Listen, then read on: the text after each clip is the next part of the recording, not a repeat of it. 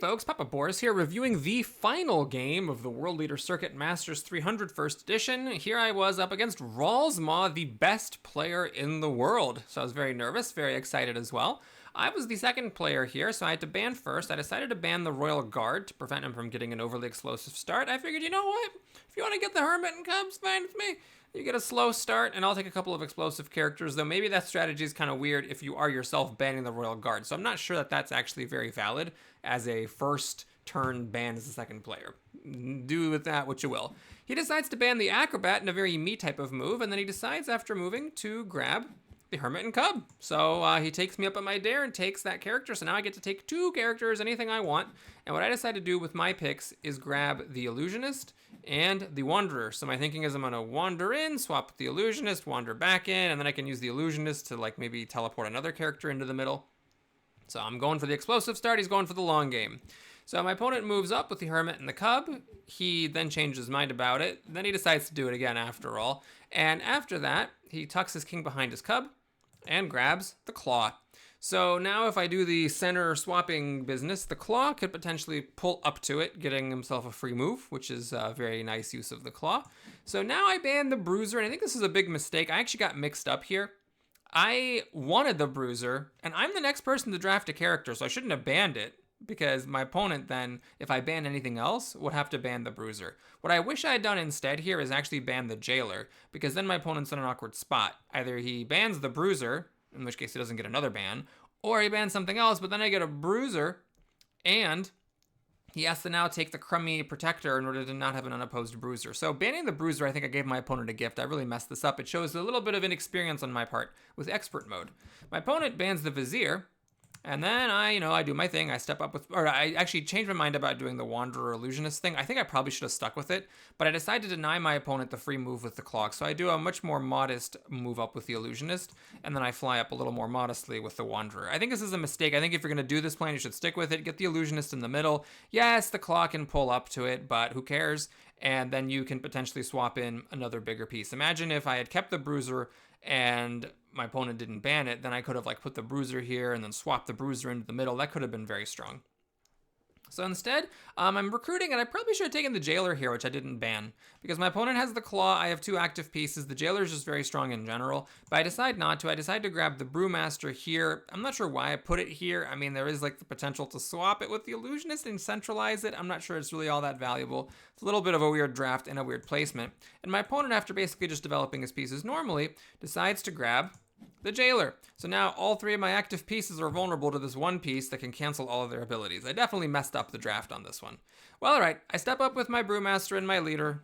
I step up with the Illusionist, and I just kind of leave the Wanderer where it is. I'm forming a little wall here. There was no good place for me to jump. And then for recruiting, I decide to grab the Rider. I think this is a mistake as well. Not only is it another active piece that can get turned down by the Jailer, but we're in for a long game. I failed to get any kind of an explosive start going, just utterly. So we're going to be in a wall-to-wall kind of long game here. I should have taken a lot of different things. The Archer can be good with the Wanderer, because if you fly the Wanderer in behind enemy lines, the Archer can actually be really, really effective. I found this out to my detriment, actually, in a recent game, is that when your opponent has an Archer, and you have one of those like long, slow, grinding wall-against-wall type of games, the Archer is actually really effective because it hits your leader from behind the wall, which means you're not allowed to get a single piece behind your wall. Normally, in the wall games, what can happen is you let one of your opponent's pieces in behind your wall, and then you just, have that piece essentially doing nothing while you try to get some kind of advantage with your other pieces. The Archer prevents that, so that would have made sense. The Assassin could have also made sense, even though my opponent does have the Hermit and Cub. But the Hermit and Cub and the Jailer and the big dogs, the Acrobat, the Bruiser, and the Royal Guard all banned. The Assassin, maybe we're in for a slow, long game. I could have tried to do like a wall and then have the Assassin walk around. Granted, with the Hermit and Cub, maybe that's not that great. The Archer might have made more sense with the Wanderer. Try to slip the Wanderer behind the back and then use the Archer from the front. So I picked the Rider, which is just totally stupid and pointless here. My opponent fiddles a little bit with his positioning, moves the Hermit and Cub at an angle, tucks the Leader back. He then pulls up the Jailer, which is quite clever, so giving the Jailer a little bit of extra movement, and then steps up with the Jailer for his normal move to immediately get the Jailer next to my pieces. That was very smart use of the Claw. You can maybe take a little page out of the number one player's book. This jailer that was sitting here seemingly doing nothing is all of a sudden right in the thick of things, preventing my wanderer from wandering and my illusionist from doing anything. So now he decides to recruit the manipulator, which, I was a bit surprised by. I keep being surprised that good players take her. I think this game does a nice job illustrating how the manipulator can be used. So what I decided to do is I kick my illusionist with the brewmaster. This allows me to actually use the illusionist's ability, so it's like a neat move, though it's debatable whether it's actually any good. I form a wall with the wanderer, I ride in with my rider, and then my leader stays put. So what my opponent does here is after tucking the jailer back and swinging up with a claw, he leaves this lane open for the manipulator. So now if I just kind of like move a piece up, my opponent can manipulate it out of position. And don't forget too that your opponent, when they're using the manipulator, they can move one of their pieces first and open up a new space to move your piece. Not necessarily that would be a good thing to do, but it was really cool how my opponent did this like lane with the manipulator, so that if I kept my pieces here, it was really difficult for me to calculate all the possible things that my opponent could do. So I was a little bit torn what to do here, and ultimately I decided, let's go for it. I flew in with the wanderer for a second while my wanderer wasn't next to the jailer. Notice that if this had been an archer, granted it wouldn't have been able to move up here this fast, but if this were an archer, my opponent wouldn't have been able to put the leader here. The leader would have had to be further back. Now I kick the rider with my brewmaster, tuck back with my illusionist, and I ride up with the rider. I don't know if that's really any good whatsoever. Actually, if that was an archer, my opponent still couldn't do this, because then my archer would have been here. I could have moved my illusionist out of the way, stepped with the archer, and then kicked the archer up to that spot. So yeah, I could have actually checkmated with the leader here. Obviously, my opponent would have seen this and would have put the leader one square back, but you can already see how the archer would have been a more relevant pick in this game than the rider is. All right, I hide my leader. I leave it up to my opponent what to do. So my opponent pulls up my brewmaster with his claw, steps away with the hermit, back with the cub, and then gets to manipulate my rider back with the manipulator. This allows the jailer to step into the pocket. What an epic jailer this is. Center of the board, touching 3 active pieces. Just an absolute nightmare for me to deal with. This is why I should have banned the jailer. I don't know what I would have rather had my opponent have, but I'm pretty sure anything would have been better than that jailer in that spot. He then cozies up to my wanderer. This is the kind of thing that, again, the archer would prevent my opponent from doing. And now it's back over to me. So what I do is I step up with the brewmaster, and I kind of hide my brewmaster from the jailer with my 2 other pieces. I'm hoping that maybe there's some way that I can like kick the brewmaster or kick the illusionist or the rider and like do something with their abilities. Like I use the brewmaster to kick them away from the jailer. I think about what to do with the wanderer. I just kind of keep it there. It's pretty much doing nothing. And then I leave it up to my opponent. I am not feeling super great about my chances this game. So my opponent does is move up with the manipulator and then claws it in. So notice how effective my opponent has been at using the claw. If my initial ban was for the Royal Guard, but I think I would much rather have my opponent with the Royal Guard than with the claw, because this claw pulled the jailer up, got it into position super fast, and now did the exact same thing, ferrying the manipulator across the board. So now all his pieces are in play.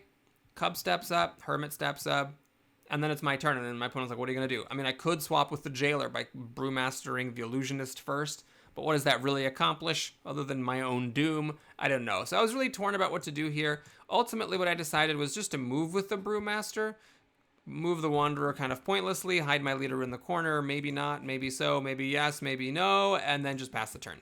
So my opponent steps back with the leader. There was a technical threat of checkmate here. I could brewmaster my illusionist back and swap with the claw. Obviously, the number 1 player in the world is not going to miss this.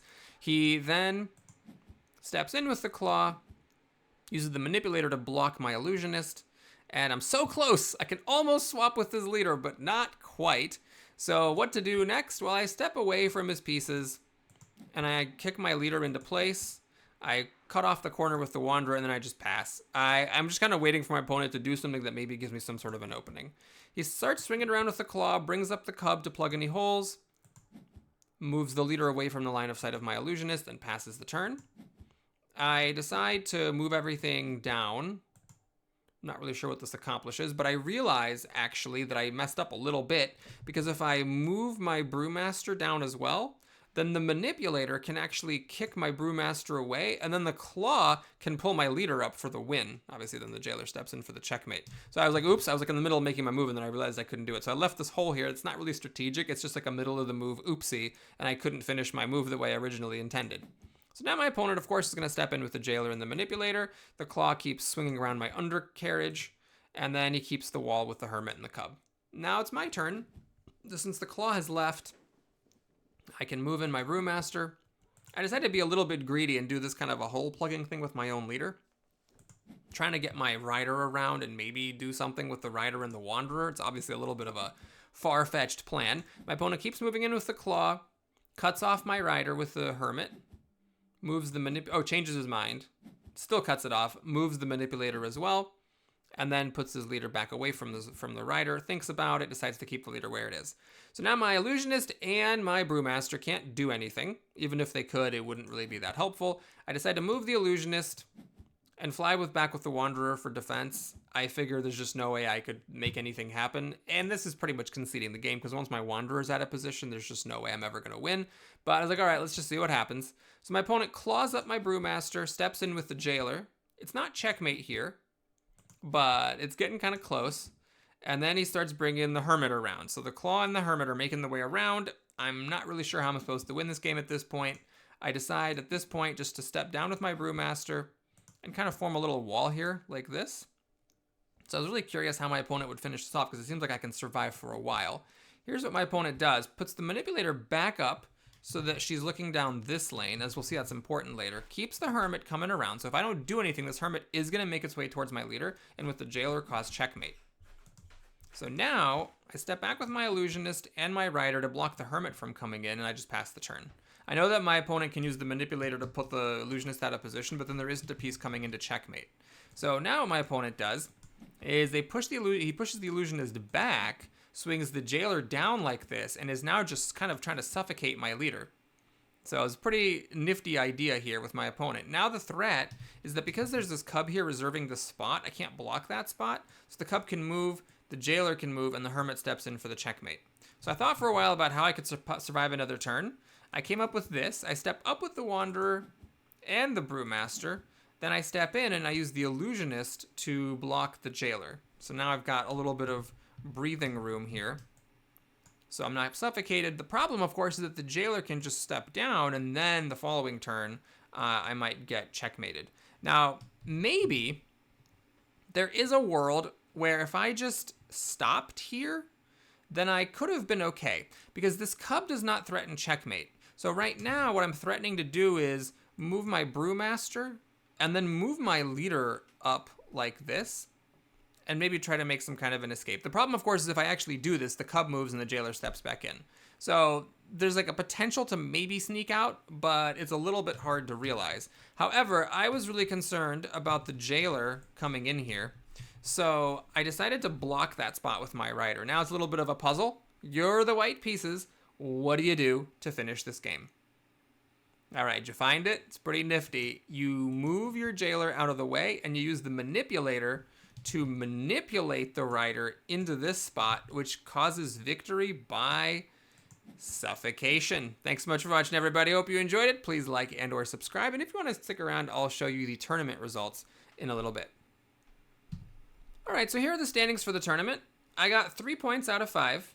If you'll recall, I beat Riptor. I lost horribly to Caster. I had my best game of the tournament, beating me in Digits, the #1 North American player. I then beat Wiederkunt and lost to RalzMaw. So 3 out of 5, not super impressive, but it is a tie for third with fourth on tie breaks, and it's a big tie, obviously, with a Swiss round system of 5 rounds and only 14 opponents. There's going to be a lot of ties. So it was 3rd through 9th, all tied with 3. However, I'm pretty happy with how that went, because one of the players I lost to was the designer of the game, and at the time the tournament was played the 2nd best player in the world, and the other player I lost to was the literal just best player in the world and winner of the tournament. So, tooting my own horn a little bit, I'm pretty happy with how this one went for my first outing on Expert Mode, and I definitely am excited to play some more Expert Mode in the future. Thanks so much for watching, everybody. I'll see you again soon.